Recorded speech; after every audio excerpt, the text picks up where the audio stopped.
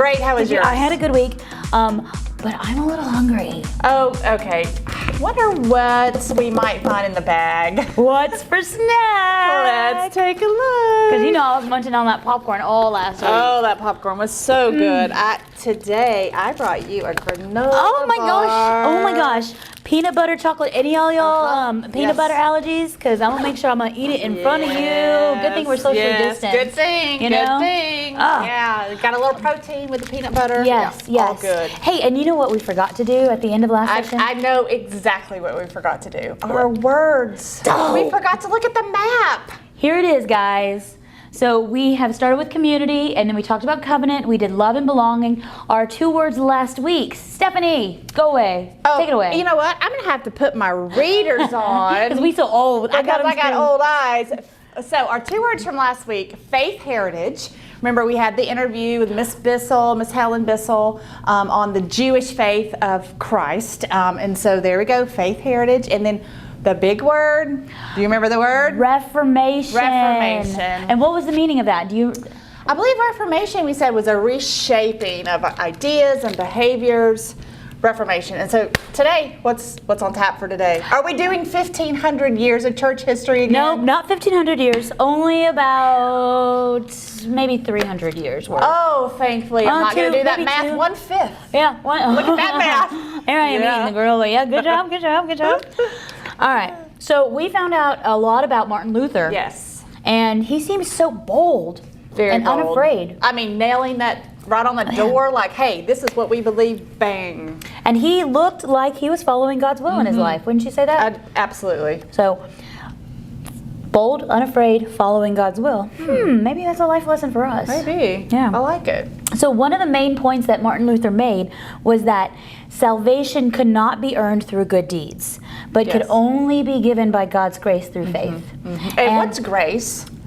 What is grace, Miss Stephanie? Isn't that like a gift? It is. It's a gift you don't deserve. You can't earn it. You can't earn it. It's just given to you. Here's That's beautiful. Oh man. God's grace. So that brings us up to the founder of Methodism, John Wesley. John Wesley. And that's the namesake for our church, Wesley United Methodist Church. And you know what? I'm so excited to really hear about how the Methodist Church started because I did not grow up Methodist. So I'm learning along with the confirmands. Oh, that's great. Yeah. So this week we're going to study John Wesley and the history of the United Methodist Church in the United States and what it means to be a Methodist.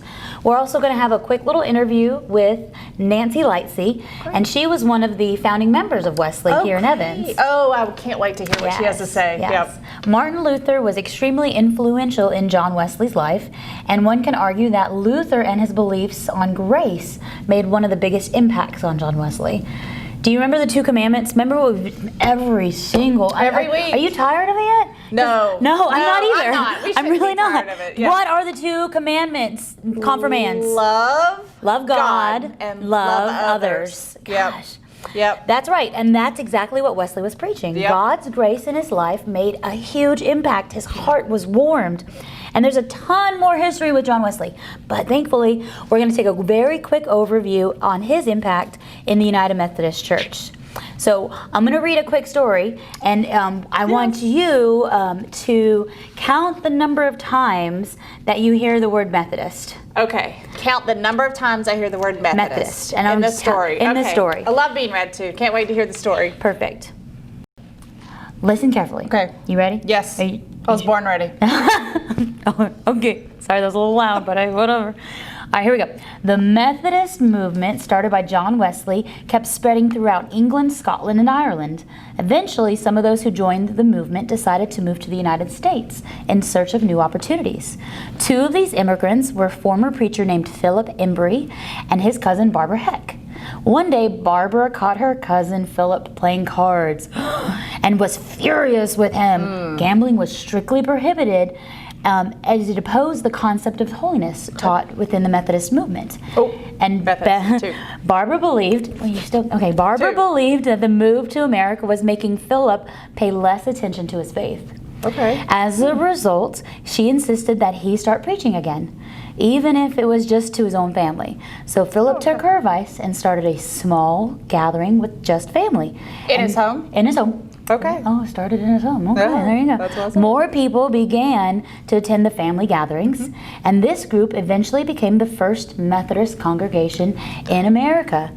Wesley heard about this growing Methodist movement in the United States, yep, there you go, and sent a lay preacher named Francis Asbury to help them organize and spread the movement further. I've heard that word, Asbury. Asbury. It's big. Asbury started the practice of circuit riding, giddy up, giddy up, giddy up, up, up, giddy up, in which a preacher would ride throughout the countryside, preaching to a number of different societies that didn't have a dedicated minister. 2 more paragraphs, guys. Eventually, the Revolutionary War severed the ties between England and the United States. And this was a particular problem for Methodist societies who were still technically part of the church in England. Yeah, all of the that'd be a pastors, problem. all of the pastors in these congregations were ordained in the Church of England. So this meant that many of the people who pastored in American churches returned to England, leaving churches in crisis about who would lead. Yeah. In Wow. response, Wesley ordained and sent Thomas Coke to be a superintendent of the Methodist societies. Coke 6. and Asbury and others traveled up to Baltimore, Maryland on December 24th, 1784 to meet together and to organize this new American church that would be separate from the Church of England. This meeting became known as the Christmas Conference and was the first general conference of the newly formed Methodist Episcopal Church. Whoa. Whoa. Wow. Yes. Oh, wow. So that is huge. So we now know how Methodists came to America. Yeah, that was a great story. How many Methodists was I supposed to count in that story? I think I may have skipped one. How many did you guys come up Why with? don't you all post on the stream how many United Methodist, or how many the word Methodist? Yeah. I want to know what y'all got because I think Miss Stephanie. I got 7. I don't know if there was 7 or random. You may have missed one. I think I blanked out there for a minute. So we can see that all these different denominations got together for one purpose. Yeah, one right. purpose: loving God, loving others. Yeah. So what takeaway? What takeaway from that story do you think you have the best? So he started preaching in his home. Okay. Yeah, that one really stuck out to me, and having the moving around. Yes. Right. Yes. The I'm having so to move excited. around from place to place. Speaking of which, we actually have a very, very short little video. It's one of my favoriteest videos of all time. It's a great video. Oh my gosh, I don't want to spoil the fun for you, but it's claymation. Yeah. Yeah. So, they may not know what claymation is. I don't think they do. So we're going to watch this short little history of how the United Methodist Church came to America. And again, it's my favorite. It's okay. Can't wait to watch it. Let's watch it.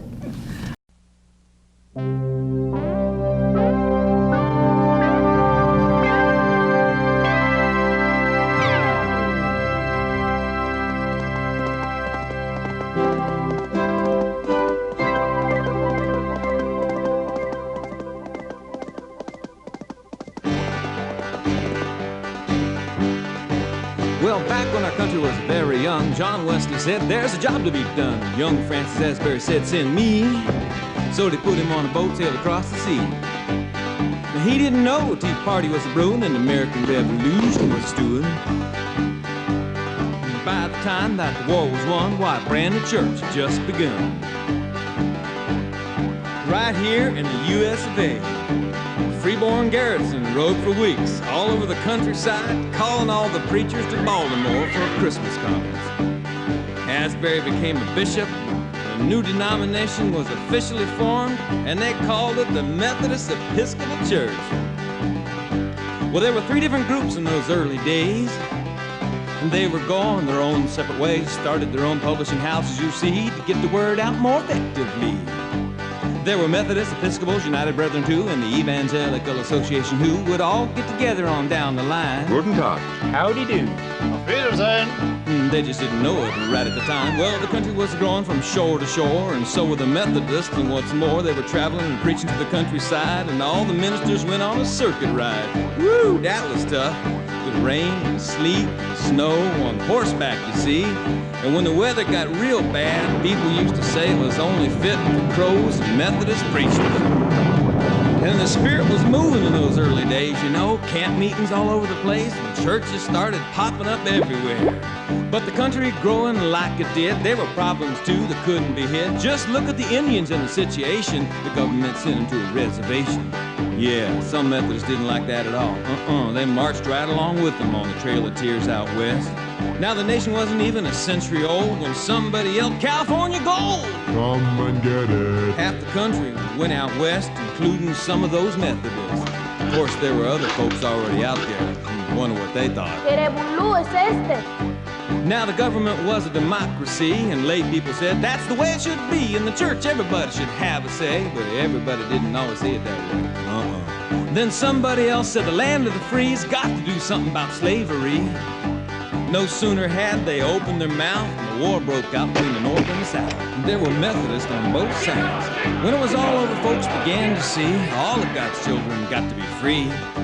That wasn't the end of it. Even today, the struggle goes on.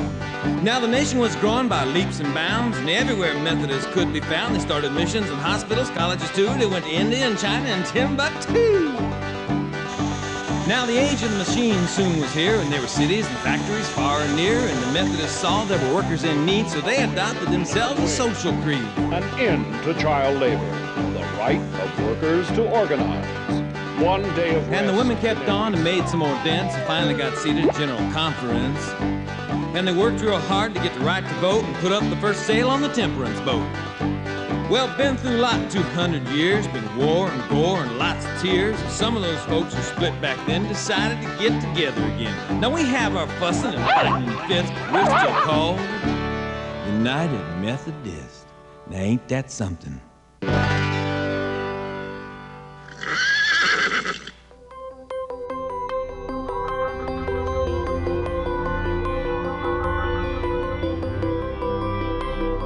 This video was brought to you by the people of the United Methodist Church through World Service donations.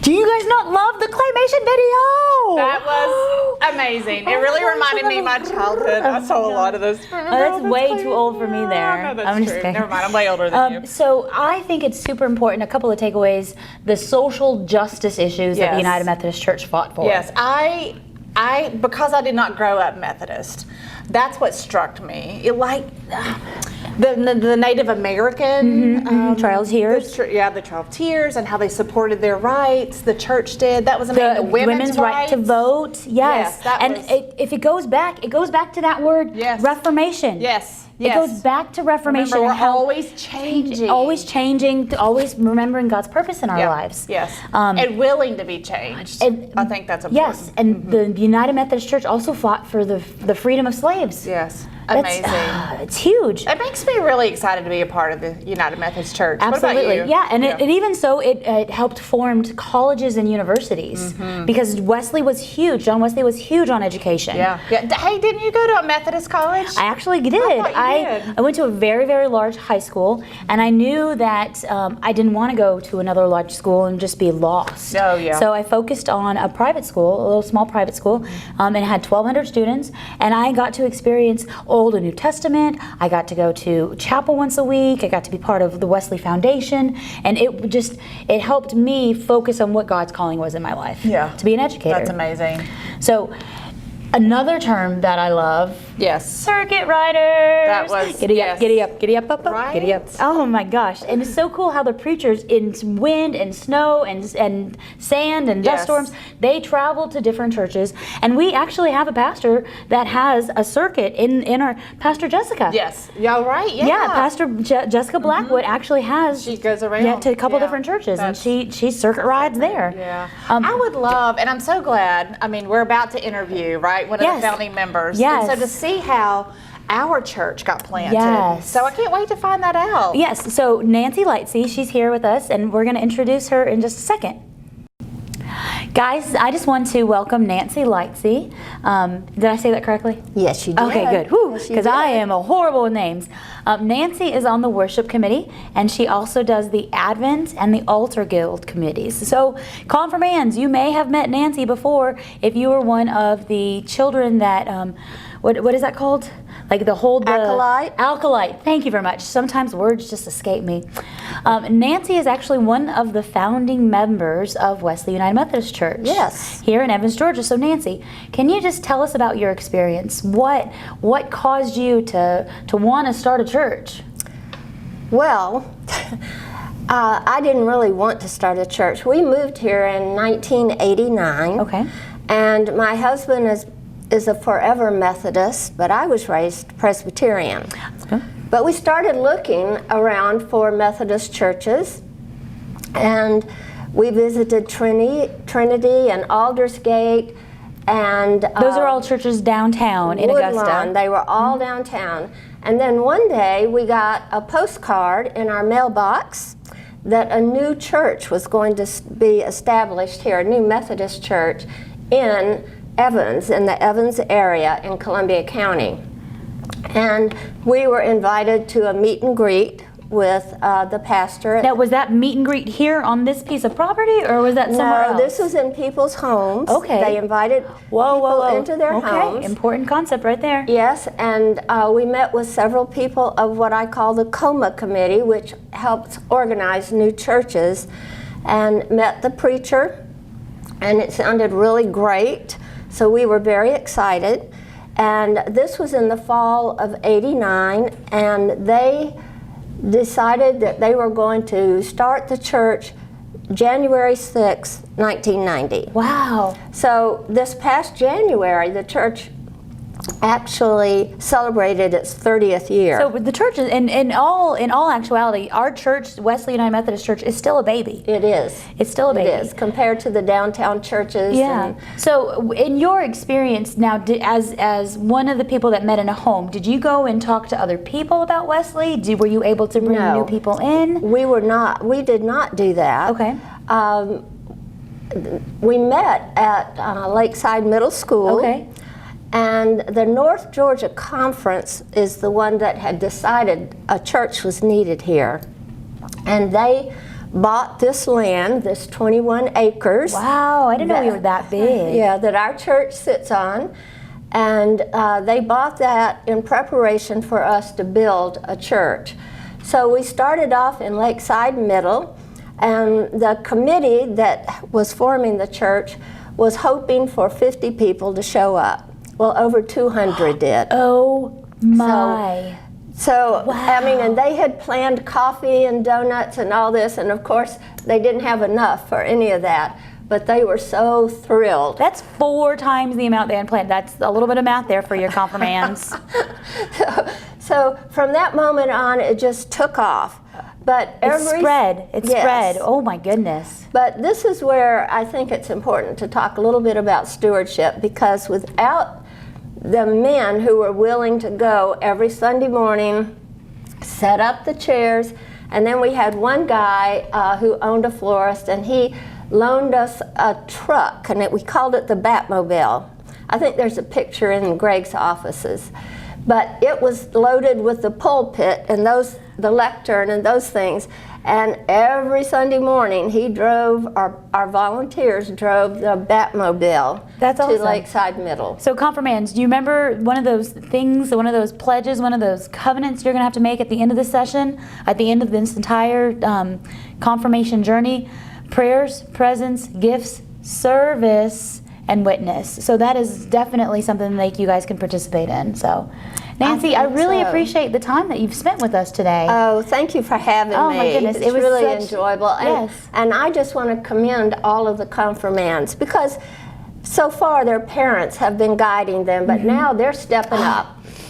Thank you. That is exactly right. Again, this is your faith journey. This is not your parents' faith journey. This is not Mr. Aaron Talbot's faith journey. And this is not Miss Ellen's or Greg's or anybody else. It is your faith journey, and that's exactly why we're here. Nancy, thank you again so much, and I hope you have a very awesome afternoon. Thank you. Wow, I can't believe Nancy is so spot on. And when she said that they met in homes. Yes. And then it just, from 50 to 200 people. Right, that was amazing. How it just spread. And you know what else I'm really glad she mentioned was about the stewardship. How important it was to invest back in the church family. What we're asking our confirmands to Absolutely, do, like absolutely. you said. Yeah. The spread of Methodism. That's amazing. So, Stephanie, do you mind? We're about to wrap it up, guys. We're going to say a quick prayer, and then we're going to give you your homework assignment. Yeah. Oh, and we can't forget about the word for this week. We have it. It's ready. Okay, good. Great. So let's pray. Father, thank you so much for leading us along in our faith this week and helping us to understand where we've come from in the Methodist faith, Father, and how you just continue to spread your word through your people. And I just pray that you would be with our confirmands this week. Give them time to work on their work and to watch the video and to really dig down and learn about their own faith. Thank you for the opportunity, Father. We love you, and we just ask blessings on our confirmands this week. In your name I pray, amen. Amen. All right, The words. the word. Before Yes. we forget the Before we get the word, the word is. But we just have one word. Yeah, just one word. Da-da-dun, da-da-dun, da-da-dun, da-da-dun, da-da-dun. Okay, that's all I'm doing. Circuit riders! Circuit Oh my riders. gosh, I cannot wait. It is so much fun. Yeah, that's amazing. You can just literally see the spread of the word. Yes. Right? Which is exciting. All right, Confirmand. So here's what we did today. We Yeah. had a history lesson, the spread and growth of the Methodism. We learned a little bit about John Wesley and how Methodism came to the United Yes. States, and we discovered how Wesley United Methodist Church came about. Yeah. In the North Georgia Conference. So homework this week. You got it. Here you go. Don't forget your guide. Okay, you will need to do page 34. Page 34. 34. 34 and 35, and it's drawing pictures of the timelines of the church. Yeah, very cool. Page 38 and 39. Love learning more history. Oh, and another. And another one. This time I want you to pick a moment in history and draw what it looked like in your imagination. Yeah. So, do you remember homework last week? Wasn't it dinner table? It was the guests at the dinner table, and it was the. Oh, I just want to Yeah. know who would you invite to the dinner table? Oh gosh, you know what?